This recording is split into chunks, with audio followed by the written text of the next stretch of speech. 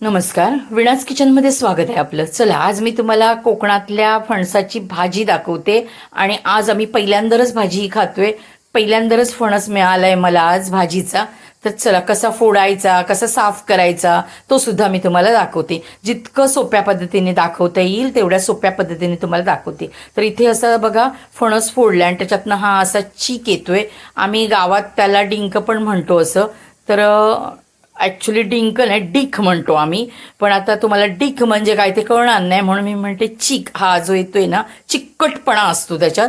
तर फणस बघा, आपण आडवा फोडला, त्याच्यानंतर अर्ध्या भागाचे हे 2 भाग करून घेतलेत. आणि मध्ये हा जो देठ आहे ना, हा तो आपण असा कट करायचा. दाखवते मी तुम्हाला. तो विळीवर करा, सुरीच्या साह्याने करा, तुम्ही जेवढं सोपं होईल तसं तुम्ही करून हा जो देठ असतो तो काढून घ्यायचा. कारण हा शिजत पण नाही आणि ह्याच्यातून तो चीक असतो ना, तो निघत राहतो बाहेर चिकट चिकट. त्याच्यामुळे असा त्याला कट करून टाकायचा. आणि ह्याच्या आतमधचे गरे घ्यायचे. ह्याच्यावरती हे बघा, थोड्या अशा पाती असतात ह्या बघा, तर त्या सुद्धा काढायच्या सोलून त्याच्यावरच्या, कारण त्या शिजत नाहीत आणि चवही नसते, बेचव असतात त्या. आणि नुसता गरा जेव्हा प्लेन राहील ना तो काढायचा. त्याच्या आतमध्ये बी असते, त्याला आपण आटल्या म्हणतो, तर ती पण फोडून घ्यायची. त्याच्यावर एक टर्फल असतं, तर ते सुद्धा काढायचं. आणि मग एवढा साफ करून आपण भाजीत त्याला टाकायचा. मग तुम्ही त्याचे तुकडे करू शकता ह्या गऱ्याचे, किंवा कोकणात आमच्याकडे असं फाडून घेतात गरा, तर असंही तुम्ही करू शकता. दुसरी पद्धत मी तुम्हाला नंतर दाखवते. तुम्ही जर माझ्या चॅनलवर नवीन असाल तर माझ्या चॅनलला लाईक, शेअर आणि सबस्क्राईब करायला विसरू नका.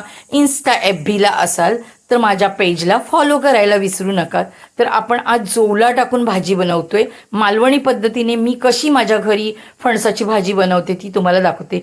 जोला स्वच्छ धुवून वगैरे आपण भिजत घालून ठेवलाय. फोडणीमध्ये बघा, आपण कांदा आणि लसूण घेतलीये. चांगला कांदा लसूण परतल्यानंतर आपण हा धुतलेला जोला टाकतोय.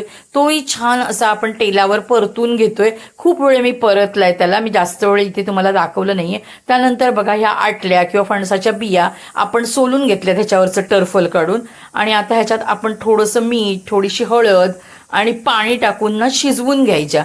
म्हणजे थोड्या बिया आधी टाकल्या ना की भाजी व्यवस्थित तयार होते. आणि मेन म्हणजे बिया शिजल्या जातात. नाहीतर काय होतं, गरे शिजतात आणि कधी कधी बिया कच्च्या राहतात. त्याच्यामुळे मी नेहमीच काय करते, बियांना एक वाफ काढून घेते आणि त्यानंतर फणसाचे गरे टाकते.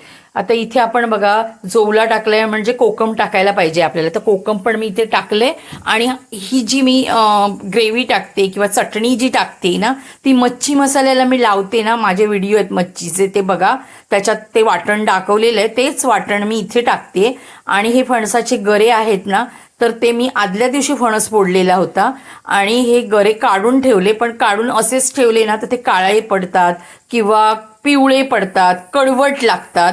म्हणून काय करायचं, आपण कुकरमध्ये पाणी न टाक, म्हणजे ह्या गऱ्यांमध्ये पाणी नाही टाकायचं, कुकरच्या तळाला पाणी टाकायचं आणि 3 शिट्ट्या करून वाफेवर शिजवून थंड झाल्यावर फ्रीजमध्ये ठेवायचे. आता बघा, आपण भाजीला झाकून ठेवलं व्यवस्थित परतून.